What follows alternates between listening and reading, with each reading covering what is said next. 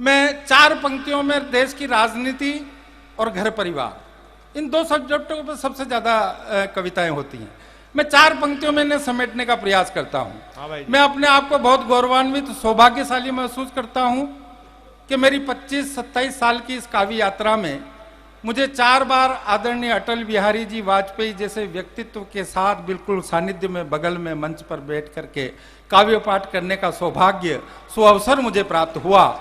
और उसके सबसे बड़े गवाह वेद भाई, मेरे बड़े भाई औज के वेदव्रत वाजपेयी यहाँ बैठे हैं।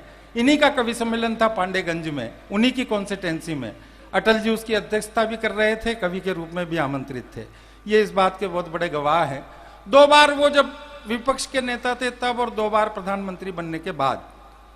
जैसा कि आप सब जानते हैं, अटल जी वो व्यक्तित्व हैं जो जीवन भर महिला न होने की वजह से परेशान रहे,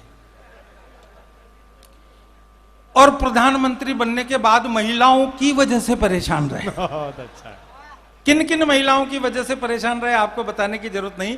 मैंने अटल जी की उपस्थिति में जो पंक्तियां 4 उनको सौंपी थी वेदव्रत वाजपेयी के मंच पर पांडेगंज में, मैं सौंपता हूं 4थी पंक्ति पर आपकी भरपूर तालियां चाहता हूं, सुनिएगा। हाँ भाई जी। कि जरा सी लगाम यदि जम कर कसी होती चेन्नई वाली अम्मा हड़काती नहीं आपको।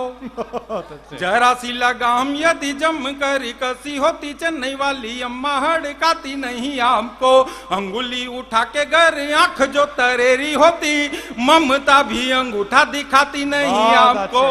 और यहाँ पर हुआ था साहब आपके पोखरण में, आपके नजदीक, के 5 में से 1 बम पाक पे जो फोड़ देते, 5 में से 1 बम पाक पे जो फोड़ देते, जनता कभी ये भूल पाती नहीं आपको।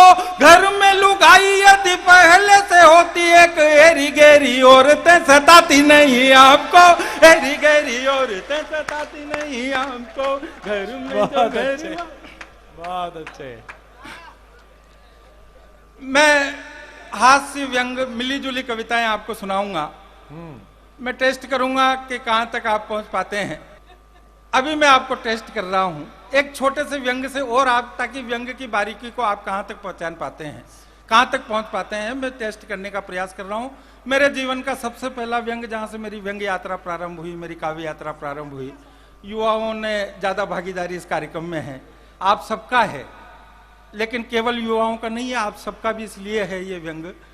मैं इसका शीर्षक आपको नहीं बताऊंगा, अंतिम पंक्ति इसका शीर्षक है, लेकिन आप सबका इसलिए क्योंकि जिस पीड़ा पर, जिस समस्या पर मैं व्यंग पढ़ रहा हूं, जरूर आपके परिवार में आपका बेटा, आपका भतीजा, आपका नजदीकी रिश्तेदार इस समस्या से जूझ रहा होगा, इस पीड़ा को भोग रहा होगा। अंतिम पंक्ति जिस गहराई, जिस गंभीरता से मैंने लिखी है, उस गहराई, उस गंभीरता से आप तक पहुंच जाए तो आपका प्यार चाहता हूं। सुनिए कि सन 82 की बात करीब आधी रात, सन 82 की बात करीब आधी रात, कंपटीशन की तैयारी कर रहा था, जनरल नॉलेज की किताब पढ़ रहा था। मेरे 20 साल की उम्र में मेरे पिताजी ने मुझे कभी नहीं मारा, बड़ी से बड़ी गलती पे बड़े प्यार से समझाया और पुचकारा, पर उस दिन अचानक दोनों टांगे पकड़कर घसीटने लगे, कमरे के कोने से डंडा उठाकर पीटने लगे। आखिरकार पीटते पीटते उन्होंने मुझे अधमरा करके छोड़ दिया। गुस्से में मेरा 1 हाथ और 1 पांव तोड़ दिया। बहुत अच्छे। हाँ, मेरा हाथ पांव टूट रहे हैं, डॉक्टर कुमार विश्वास कर रहे हैं, बहुत अच्छा। गुस्से में मेरा 1 हाथ और 1 पांव तोड़ दिया।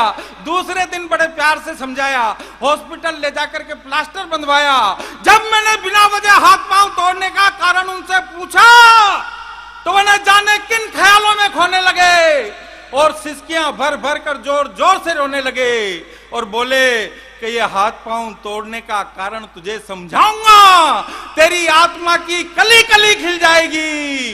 बेटे, इस साल विकलांग वर्ष है, इन टूटे हाथ पांव से तुझे नौकरी मिल जाएगी। बेटे, इस साल विकलांग वर्ष है, इन टूटे हाथ पांव से तुझे नौकरी मिल जाएगी।